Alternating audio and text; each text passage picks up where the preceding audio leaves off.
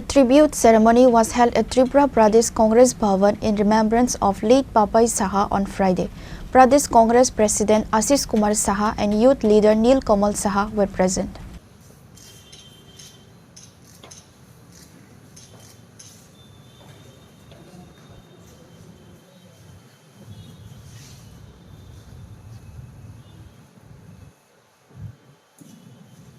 Speaking to the media, State Pradesh Congress President Ashish Kumar Saha said that there is no proper investigation held behind the death mystery of Papai Saha, who was killed in the capital city of Agartala, which is why Pradesh Congress demanded the investigation to this case should be opened again.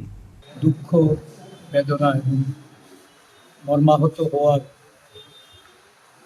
এই কর্মসূচি 2011 সালের 11ই জুলাই প্রদেশ কংগ্রেসের ডাকা এক মৌন মিছিলে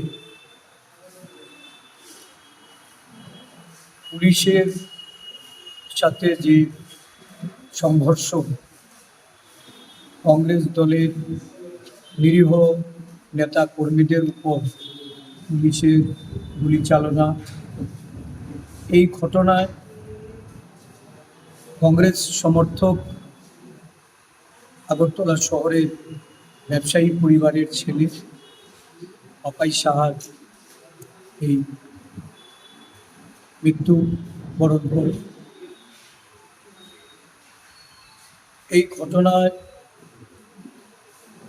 14 বছর অতিক্রান্ত হয়েছে।